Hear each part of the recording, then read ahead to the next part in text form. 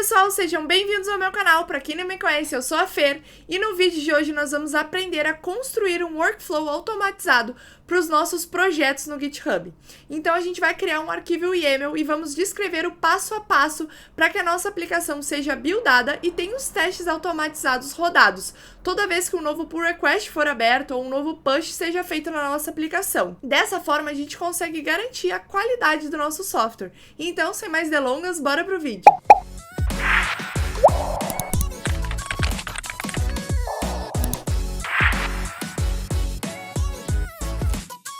Então, pessoal, o projeto que a gente vai usar hoje para escrever o nosso arquivo workflow e criar a nossa pipeline automatizada ali no GitHub Actions vai ser um projeto que eu já desenvolvi com vocês aqui no YouTube, os testes unitários para ele. Então, eu vou deixar o link aqui na descrição para quem quiser clonar o repositório, né, e usar para fazer essa configuração do workflow.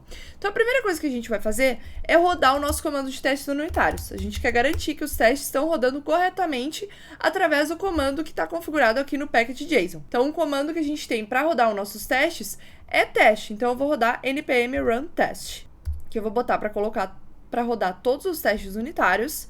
E pronto, ele exitou com sucesso, todos os testes estão passando. E a outra verificação que a gente vai fazer é se a nossa aplicação está buildando corretamente. Então a gente vai rodar o build dela, npm run build, e a gente vai ver se ele vai concluir com sucesso. Por que eu estou fazendo isso antes? Porque não adianta nada a gente escrever o workflow, né, da nossa aplicação, o workflow automatizado, que vai realizar o continuous integration dessa aplicação, se as etapas que a gente precisa rodar não estiverem concluindo com sucesso. Então a gente tem que primeiro focar, se não tiver terminando com sucesso o meu build ou meus testes unitários, eu tenho que corrigir esses problemas para então escrever meu arquivo de workflow. Aqui o build terminou com sucesso, então tá tudo pronto para a gente começar. Dentro do repositório do projeto onde a gente quer criar o nosso workflow automatizado, a gente precisa criar uma pasta .github.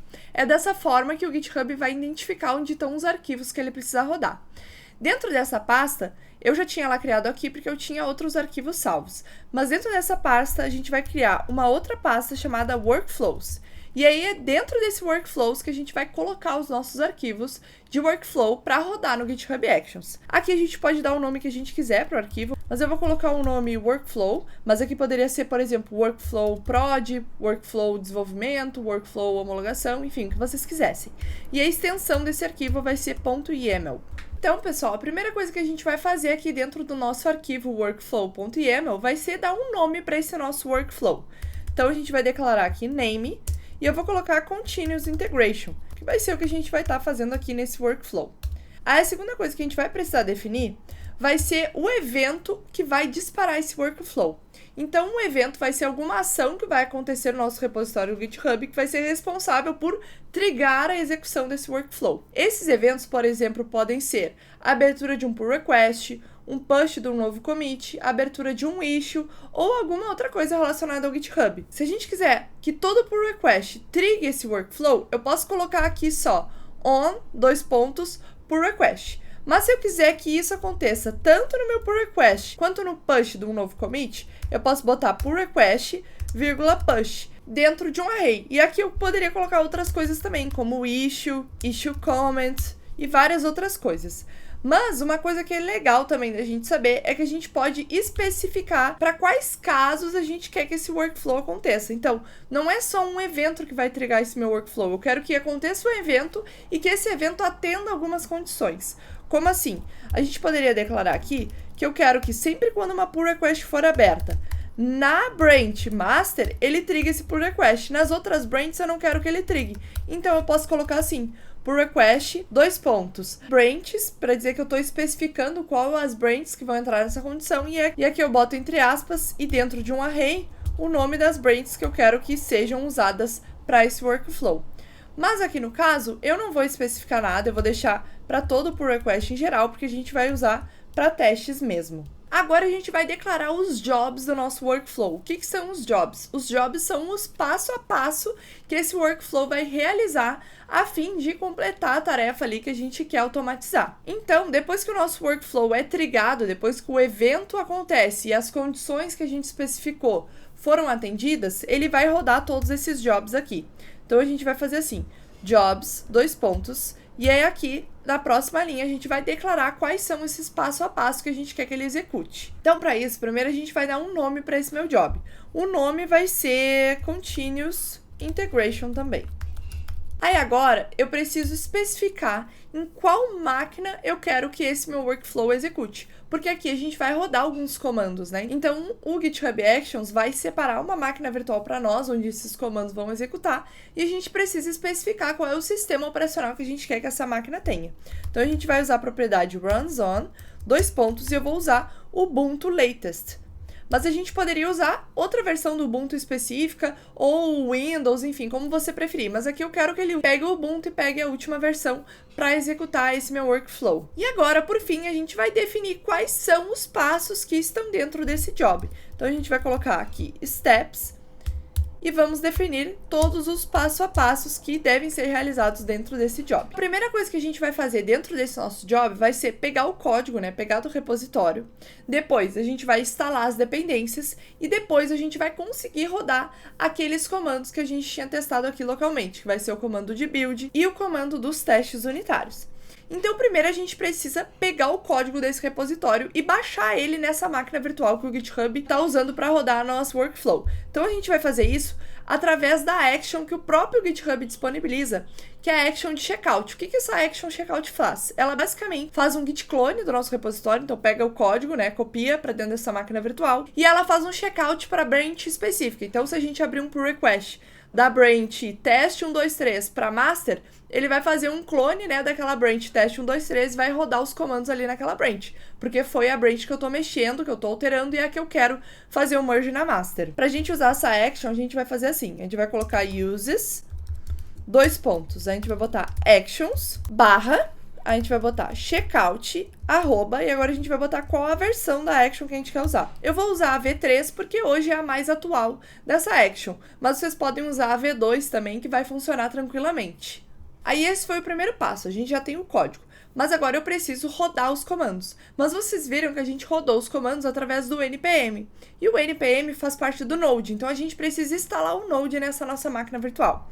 Então a gente vai declarar aqui um próximo passo, eu vou dar um nome para ele, o nome vai ser using node.js, e agora a gente vai especificar qual a action que a gente vai usar, porque também existe uma action específica que já faz esse setup do Node nessa nossa máquina virtual. Então aqui a gente vai botar uses de novo, para indicar que a gente vai usar uma action que já existe, e a gente vai colocar actions barra setup node.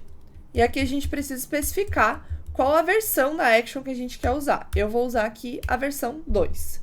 E a próxima coisa que a gente precisa fazer é dizer para esse setup node qual é a versão do node que eu quero que ele instale. Então a gente vai usar o if. O if é uma forma de passar argumento para dentro dessa action. Então eu quero passar para ele o argumento da versão do node. E ele espera esse argumento dessa forma aqui. Node version. E aqui eu vou colocar a versão do Node que eu quero que ele use. Como é que eu posso descobrir qual versão eu devo usar? Bom, a gente pode vir aqui na nossa máquina, no nosso terminal e rodar node -version. E ele vai me dizer qual é a versão do meu Node aqui local. E eu posso usar essa mesma versão aqui no meu workflow. Então eu vou colocar 16.x. O que é esse ponto .x? Eu tô dizendo que eu quero que ele use a major version 16, mas as minor versions não importa. Pode ser qualquer versão que se encaixe dentro da major 16. E pronto, agora que a gente já tem o nosso código e já tem o Node instalado, agora basta a gente rodar os comandos que a gente quer testar se continuam funcionando. Então a gente vai declarar aqui mais um step, eu vou dar um name para ele, que vai ser run install build and test. E aí, em vez de declarar um uses, que nem eu fiz para esses outros passos a passo aqui, eu vou declarar o que eu quero que ele rode direto. Então aqui eu vou declarar quais são os comandos que eu quero que ele execute. Eu não vou usar uma action de terceiros, eu vou declarar os comandos aqui. Então aqui a gente vai colocar o operador pipe, e na próxima linha a gente vai declarar quais são esses comandos. O primeiro comando é o npm install, o segundo comando é o npm run build, e o terceiro comando é o npm run test. E o que é importante a gente lembrar aqui é que se qualquer um desses meus passo a passo falharem, o meu workflow inteiro vai falhar. Então, se ele falhar tentando baixar o meu código, né, se ele não conseguir baixar o meu código, o workflow inteiro vai falhar. Se ele tentar baixar o Node e não conseguir, também vai falhar. Ou se ele falhar tentando rodar o stall, ou o build, ou o teste, independente de qual que ele falhe, ele vai falhar todo o meu workflow. E aí vai ficar lá com um xizinho negativo no GitHub Actions e a gente vai ter que dar uma olhada para ver o que aconteceu. Então, de configuração para o nosso arquivo workflow, é isso. Então, a gente pode commitar. Eu já tinha colocado aqui uma mensagem, add workflow file. Vou commitar, fazer o push. E aí a gente vai acessar o nosso repositório lá no GitHub para ver se o nosso workflow está funcionando. Então, vamos lá. Pronto, já estamos aqui no nosso repositório do GitHub e agora a gente vai abrir uma pull request para ver se o nosso workflow vai executar com sucesso. Então, eu já deixei criada aqui uma branch de teste que só tem uma alteração de adição de uma linha em branco para a gente conseguir fazer esse nosso teste. Então, eu vou vir aqui, vou criar um pull request, vou criar esse pull request para minha branch main e aqui eu vou colocar testing workflow, só para dar um título para esse nosso pull request. Assim que aberto o pull request, a gente vai ver que o GitHub Actions já vai começar a executar e ele vai mostrar aqui dentro da nossa pull request mesmo. Mas se a gente quiser olhar com mais detalhes, a gente pode vir aqui na aba Actions e acessar essa action que está executando. Ele já conseguiu pegar o nosso código, já instalou o Node e agora ele está executando o install, build e test, como a gente colocou lá nos nossos steps. Vamos esperar um pouquinho ele terminar de executar.